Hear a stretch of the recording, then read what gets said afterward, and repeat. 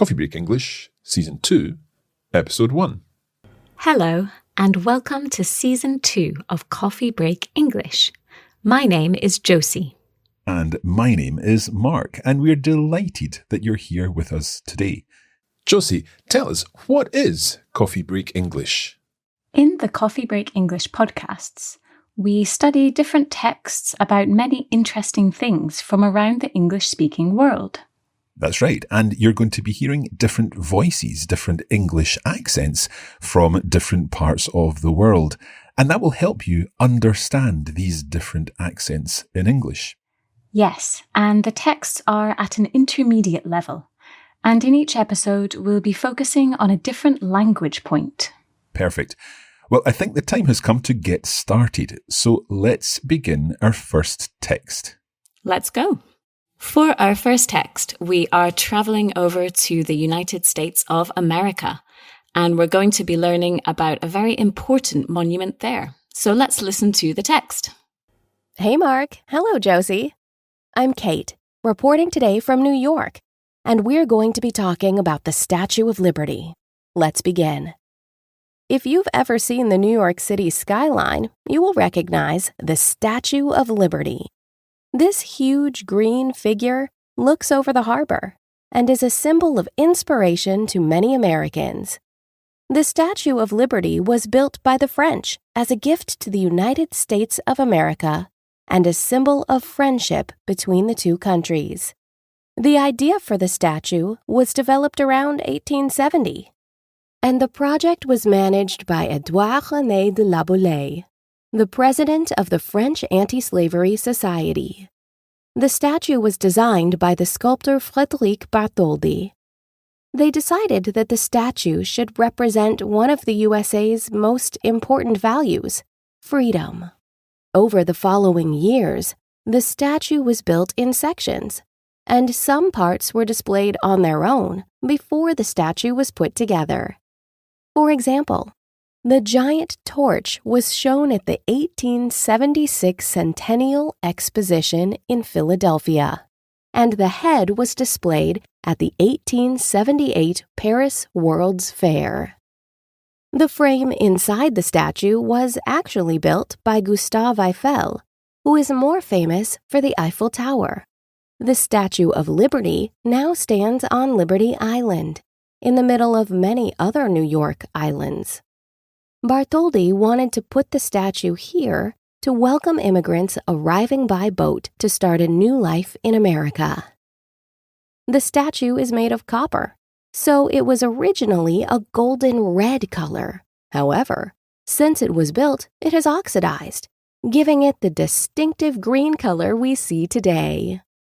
Today, visitors can go inside the statue and take the lift up to its crown to see some incredible views of New York.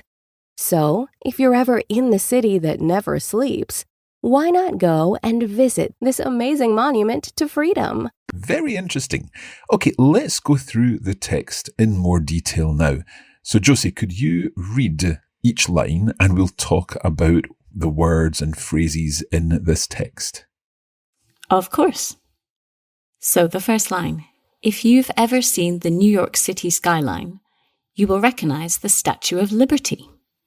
Okay, so what is there to talk about in this first sentence? So the first thing that stands out for me is the use of the tense we're using here. If you've ever seen. Here we're using the present perfect tense to talk about our life experiences. So something we've done in the past, but we don't specify exactly when. For example, Mark, I could ask you, have you ever seen the Statue of Liberty? Yes, I've seen the Statue of Liberty. And have you ever seen the Eiffel Tower? Yes, I've seen the Eiffel Tower many times. And have you ever seen the pyramids? No, I've never seen the pyramids. Me neither. I'd like to. Me too. So notice there, when you gave a negative answer, you used the word never. So have you ever? I have never. The next thing, that is interesting to notice in this phrase is the spelling of the word recognise. Okay, so what's interesting about that? Well, you and I, Mark, we're both British, we're both Scottish, so we spell this word Recognise. But do you know how we spell it in the US? I think in the US it would be spelled I-Z-E or I-Z-E, recognise. Exactly. So there are quite a few words where the British spelling and the American spellings are different. So the American spellings use a Z or Z, and the British spellings use an S. Perfect. Okay, let's keep going then.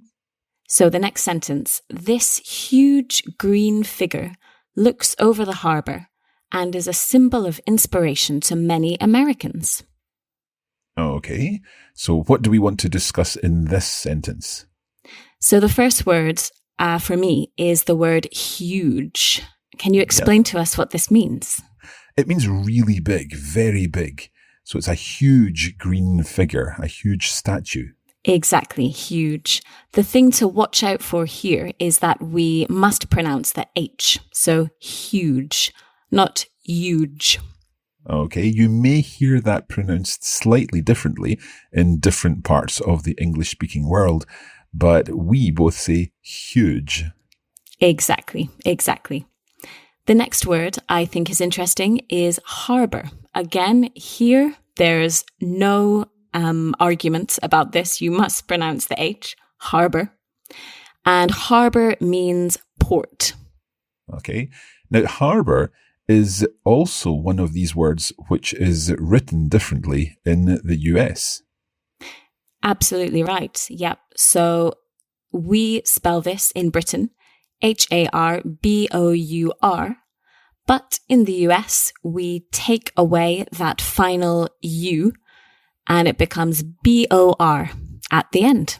Okay, and as we go through, each time we come across words which have different spellings, we'll try to explain those different spellings to help you. Absolutely. Let's keep going. So the next part of the text, the Statue of Liberty was built by the French as a gift to the United States of America and a symbol of friendship between the two countries. Okay, so what do you want to look at here, Josie? So here we have our first use of the language point I'd like to focus on in this episode. We have the Statue of Liberty was built by. Was built by is an example of the passive voice. Tell us more about the passive voice. So the passive voice is a different way of formulating a phrase. It depends on where you want to put the focus. We could say here, the French built the Statue of Liberty. And that would be an example of the active voice. So the French built the Statue of Liberty. That's the active voice. But in the passive voice, the Statue of Liberty was built by the French. Is there a difference in meaning? Not quite, but there is a difference in the emphasis. So if we say the Statue of Liberty was built by the French, we are focusing on the Statue of Liberty. That's the most important part of this phrase. Okay, and if we said the French built the Statue of Liberty, then there's more of a focus on the French. It was the French who built the Statue of Liberty and not the Italians. Exactly. But here the text is about the Statue of Liberty, so, of course, the focus is on the statue itself. Okay, and I think we're going to see more examples of this passive construction in the rest of the text. We are indeed. Let's continue on then. Okay. The idea for the statue was developed around 1870, and the project was managed by Édouard René de La Boulaye, the president of the French Anti-Slavery Society. Okay, so immediately we have two more examples of the passive in this next sentence. So can we talk about them? Yes, so we have another example, was developed. The statue was developed. Here we are using the passive because we want to put the focus on the statue again. Here we don't even mention the development of the statue because we already know it's the French who developed it. In this case, then, there's no by. We don't need a by. The statue, the idea for the statue was developed around 1870. Exactly, yes. We already know who did it. But in the next example of the passive, the project was managed by, we do mention who managed this project. It was Édouard René de la Boulée. Just another thing about the construction of the passive. So the way we make the passive is that we take the verb to be and we put it in whatever tense we're speaking in. So in this case, it's the past simple. So we take was, the project was. The next word is the main verb, the verb which carries the meaning. In this case, it's manage. And we take the past participle of that verb, or the third form of the verb in your verb table. Okay, so if there are 3 forms in the verb table, just to remind us, what would those 3 forms be? So in this case, for the verb manage, we have manage, present simple, managed, past simple, and managed, past participle. Okay. So we're combining the past participle with the part of the verb to be. And in this case, in both these cases, we are using the simple past of the verb to be. Exactly. Okay. Is there anything else that you want to look at in this sentence? I'm wondering about the date, 1870. Yes. So a lot of people often think it's quite difficult to pronounce dates in English because this is a long number. But we don't have to say 1870. We can actually divide that date in the middle and split it into 2 numbers, 1870. And the same would happen with most dates. So, for example, we could talk about 2020 or 1651 or 1972. Exactly. It works for all dates. So the final, maybe difficult piece of vocabulary in this phrase is anti-slavery. We talked about the president of the French Anti-Slavery Society. So first of all, the word slavery. Can you explain that to us, Mark? Slavery is when people are kept against their will. Exactly. And here we are adding the prefix anti on the beginning of that word. And anti means against. So this is a society which is working against the keeping of slaves, or they're working for the abolition of slavery. That's right. Let's read the final sentence in this paragraph then. The statue was designed by the sculptor, Frédéric Bartholdi. Okay, we've got another passive in there. We have indeed. This use of the passive is actually exactly the same as the previous ones we've seen. The statue, the most important thing, was designed by, and then we have the sculptor and his name. What's a sculptor, Josie? Well, a sculptor is someone who makes things, makes pieces of art, statues, out of stone or maybe bronze or some other kind of metal. Okay. Right, that's the first paragraph. Let's continue on and listen to the next part. Okay. They decided that the statue should represent one of the USA's most important values, freedom. Okay, anything important here? I think we can continue here. Okay. Over the following years, the statue was built in sections, and some parts were displayed on their own before the statue was put together. Right, so we've got more passives here. The statue was built in sections. Again, the same idea as before. We've got the simple past of the verb to be, and we've got the past participle of the verb build. The statue was built in sections.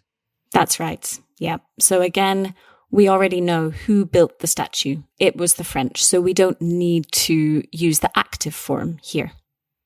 moving on, our next passive example, some parts were displayed on their own. So this is the plural form here. Some parts were displayed on their own before the statue was put together. And that's an interesting verb.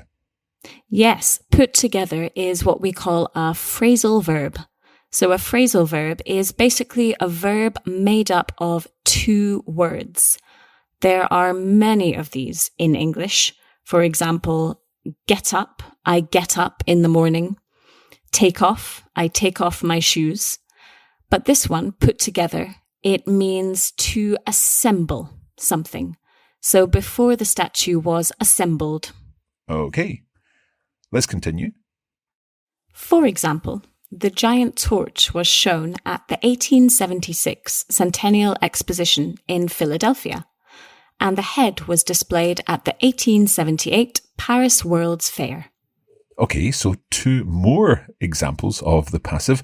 Let's talk about these ones.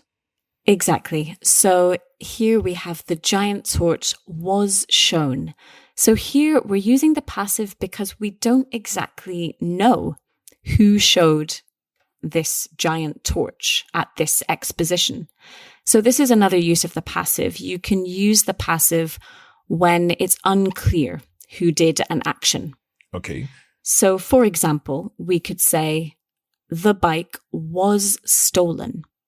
There we're starting with the bike, and we say it was stolen, but we don't know who stole it. Okay, and the same really applies to the next part of the sentence. The head was displayed at the 1878 Paris World's Fair. It does indeed. That's exactly the same use, yes. Okay, let's read the final sentence of the paragraph. Okay, the frame inside the statue was actually built by Gustave Eiffel, who is more famous for the Eiffel Tower.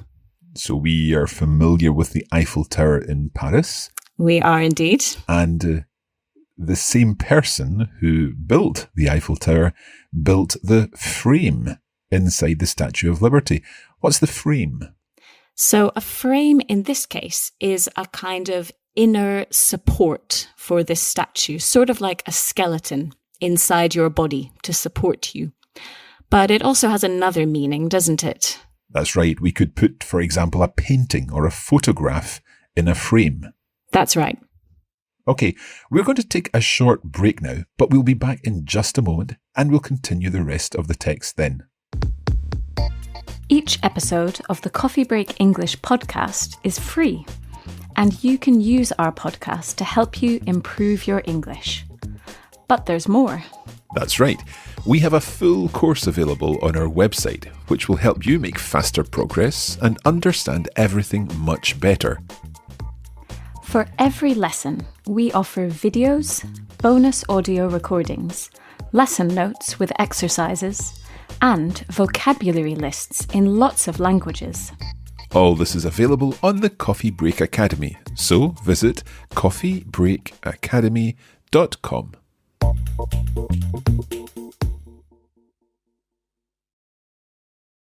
Welcome back. Let's continue our text about the Statue of Liberty. Josie, would you like to read the next sentence? Okay. The Statue of Liberty now stands on Liberty Island in the middle of many other New York islands. Okay. Anything in particular you'd like to talk about in this sentence? From a language point of view, not really. Okay. Have you ever sailed past Liberty Island? I have indeed. I did this a couple of years ago. We sailed right past the Statue of Liberty, but unfortunately, I didn't have the opportunity to go inside and explore the Statue of Liberty. Hopefully you'll get the chance to do that someday. Yeah, I hope so. Okay, let's continue. Bartholdi wanted to put the statue here to welcome immigrants arriving by boat to start a new life in America. Okay, so as immigrants, people coming to live in America, arrived by boat, this would be the first thing that they would see. That's right, exactly. And notice here we're using the word by, not because we have a passive, As we've seen, was designed by, was built by. But here we're talking about a form of public transport. So when you talk about transport, we use the preposition by. I go by car, by boat, by plane. Are there any exceptions to that? Good question. There is one exception, which is when you are walking, you don't say I go by foot. We say I go on foot. Excellent. Okay, let's continue. Okay. The statue is made of copper. So it was originally a golden red colour. Okay. Anything interesting here? Yes. So here we have yet another use of the passive. Is made. The statue is made of copper. Here we have the passive in the present simple tense instead of the past simple. So before we were saying was built, was designed, but here we say is made because it's the present simple tense here. Okay. And what is it made of? So it's made of copper. So copper is a type of metal. As it says in the text, it is a golden red colour metal. And the word colour, perhaps just to mention? Yes, so we've already seen the word harbour earlier in the text. So if you remember, we said there was a difference in spelling in Britain and in the US. So this is the same with the word colour. In the UK, we spell this word C-O-L-O-U-R, but in the US, we spell it C-O-L-O-R. So no final U there. Okay. So the copper statue was originally golden red, but something has happened to that in time. Let's see what happened in the next sentence. Yes. However, since it was built, it has oxidized, giving it the distinctive green colour we see today. Okay. Oxidized? Can you tell us about that? So oxidized, if we think about this word, we have ox at the beginning, which is something to do with oxygen, so air. Mm-hmm. So if something oxidizes, the oxygen affects it and it changes it in some way. So in this case, the Statue of Liberty, which we all know is green, it has been changed to this colour by the air over time. And it's also interesting to note that oxidized, like recognize that we saw earlier, has the same spelling change. So in the UK, we spell that I-S-E-D, and in the US, it would be spelled I-Z or Z-E-D. That's right. Okay, let's look at the final paragraph. Okay. Today, visitors can go inside the statue and take the lift up to its crown to see some incredible views of New York. Okay, what's a lift? So a lift, maybe our listeners will be more familiar with the word elevator. I don't know. But a lift is something that you get in and it takes you up inside a building instead of taking the stairs. So in the UK, we say lift, and in the US, it's elevator.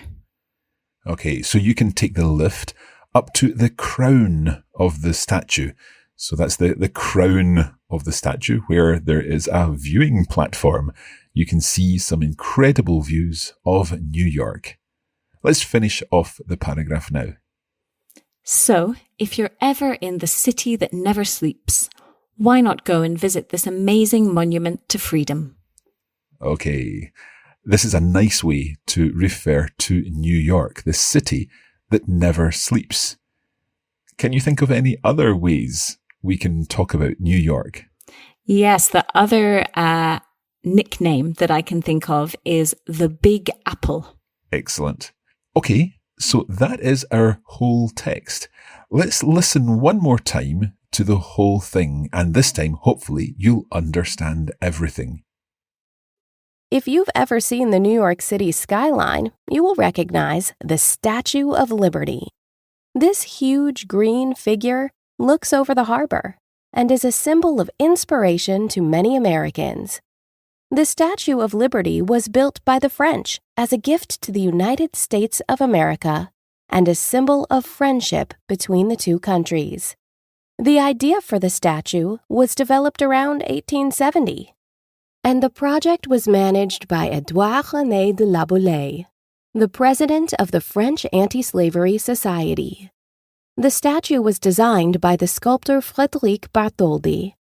They decided that the statue should represent one of the USA's most important values, freedom. Over the following years, the statue was built in sections, and some parts were displayed on their own before the statue was put together.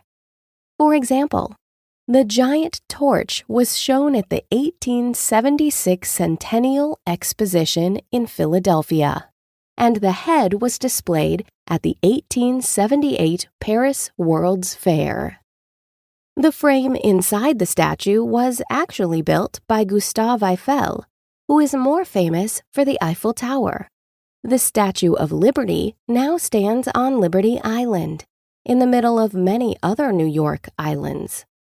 Bartholdi wanted to put the statue here to welcome immigrants arriving by boat to start a new life in America. The statue is made of copper, so it was originally a golden red color. However, since it was built, it has oxidized, giving it the distinctive green color we see today. Today, visitors can go inside the statue and take the lift up to its crown to see some incredible views of New York. So, if you're ever in the city that never sleeps, why not go and visit this amazing monument to freedom? Thank you. So let's have a quick review of the passive voice that we've seen today. That sounds like a good idea. Yes. So we have three main uses, three main reasons to use the passive. The first use is when the person who did the action is less important. So we make the thing, in this case the statue, the subject, and we add the person who did this action with the word by.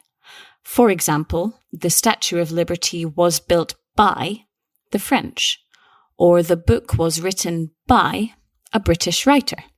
Okay, what about the second use of the passive? Yeah, so the second use, it's very similar. It's when we already know who did the action, so we don't need to mention them at all because it's obvious. A good example of this is the man was arrested. Of course, we know that the police are the people who arrest people, so we don't need to even mention them. The man was arrested is enough. And there's also a third use of the passive too. There is a third use, which we briefly saw in this text. This is when we don't exactly know who did the action. So we use the passive. For example, the torch was displayed. We don't know who exactly did this. So this is similar to the car was stolen. We don't know who stole the car. We're probably trying to find out. Excellent. Okay, well, we hope that you've enjoyed this text and finding out a little more about the Statue of Liberty. That's all for this episode of Coffee Break English. If you'd like to find out more and access the written version of the text, you can do so at coffeebreakacademy.com. There you'll find everything you need to know. That's right, Mark. And if you'd like to practice your English, you can also do so on social media.